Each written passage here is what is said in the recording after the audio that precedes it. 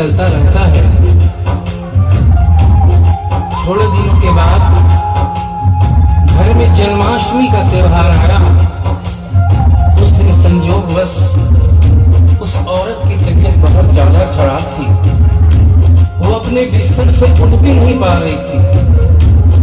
उसने अपनी बहू को आवाज देकर कहा कि बेटा जन्माष्टमी है, आज जन्माष्टमी है।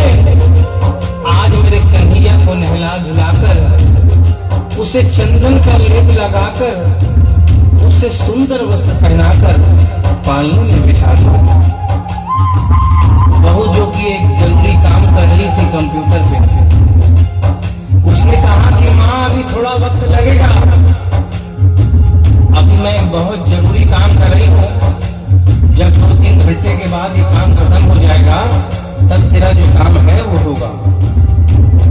उस औरत ने कहा कि भाई मेरे घर में हमेशा से सबसे पहला काम मेरे कन्हैया का, मेरे लल्ला का होता हुआ आया है, और आज भी सबसे पहला काम मेरे कन्हैया का होगा। ये काम करने के बाद तुम और कोई भी काम करो, मैं तुम्हें मना नहीं करूंगी। बहू को थोड़ा गुस्सा आ गया। उसने गुस्से में आकर, झुंझलाकर झटके से कन्हैया की मूर्ति को उठाया। मूर्ति हाथ से गिर गई, और जो ही मूर्ति हाथ से गिरी, उस औरत के दिल से आवाज आई, ओ लल्ला लल्ला पुकारे, हाय क्या जुल्म हुआ रे, बुढ़ापा बिगड़ गया जी, लाल मेरा कैसे गिरा रे।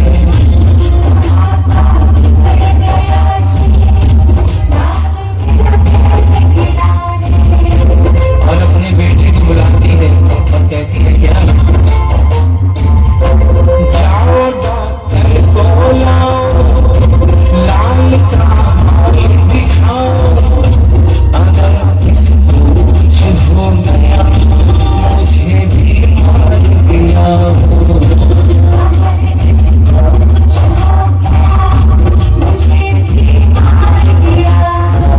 रोते रोते पागल हो गई, रोते रोते पागल हो गई, घर वाले परेशान, भगत के वश में है भगवान, भगत के वश में है भगवान।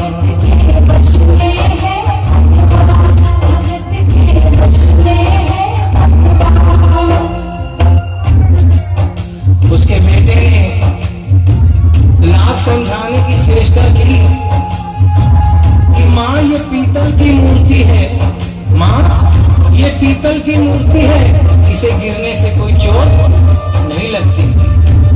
लेकिन वो एक ही गटर लगा के रखी थी कि किसी डॉक्टर को बुलाओ और मेरे कन्हैया को दिखाओ। हल्ला गुल्ला सुनकर पड़ोसी हो गए। पड़ोसियों ने पूछा भाई क्या बात है। लड़के ने कहा कि मेरी माँ पागल हो गई है, मेरी माँ पागल हो गई है। अरे पीतल की मूर्ति जमीन पे गिरी है तो कहती है कि डॉक्टर को बुलाओ। उन्हीं पड़ोसियों में एक बुजुर्ग आदमी थे। उन्होंने उसके बेटे को एक तरफ बुलाया और कहा कि बेटा क्यों झमेला करता है, अरे मोहल्ले में इतने सारे डॉक्टर हैं, किसी को बुला के ले वो आके देख लेगा और कह देगा तेरा लल्ला ठीक है, तेरी माँ शांत हो जाएगी। लड़के के भी समझ में बात आ गई। मोहल्ले में गया, बहुत से डॉक्टरों की मिन्नत की, लेकिन कोई भी डॉक्टर ये केस लेने को तैयार नहीं हुआ। बड़े मुश्किल से एक डॉक्टर को राजी किया और कहा कि डॉक्टर साहब मैं आपको दुगनी तिगुनी फीस दूंगा, सिर्फ एक बार मेरे घर से चलो और मेरी माँ से सिर्फ इतना कह देना कि तेरा लल्ला ठीक है। डॉक्टर भी लालच में आ गया, अपना ब्रीफ केस उठाया और उसके साथ उसके घर चला गया। और क्या हुआ, नबज को टटोल के बोले ये तेरा लाल सही है, कसम खाकर कहता कोई तकलीफ नहीं है। वो माथा देख के बोले ये तेरा लाल सही है, माई चिंता मत करियो कोई तकलीफ नहीं है, माई चिंता मत करियो कोई तकलीफ नहीं है। लेकिन उस बुढ़िया माई को तसल्ली नहीं हुई।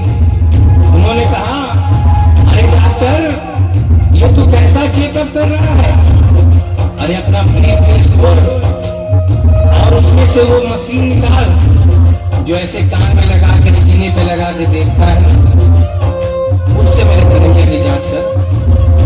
डॉक्टर बेचारा क्या करता, अपना ब्रीफकेस खोला, अपना आला निकाला, एक सिरा अपने कान पे लगाया और दूसरा सिरा कन्हैया के सीने पे रख दिया।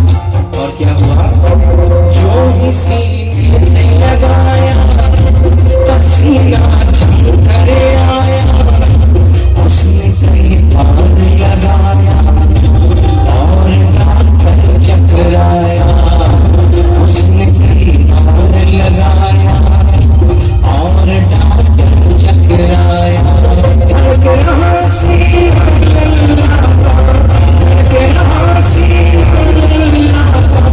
मूर्ति में भगत के वश में है भगवान, भगत के वश में है भगवान।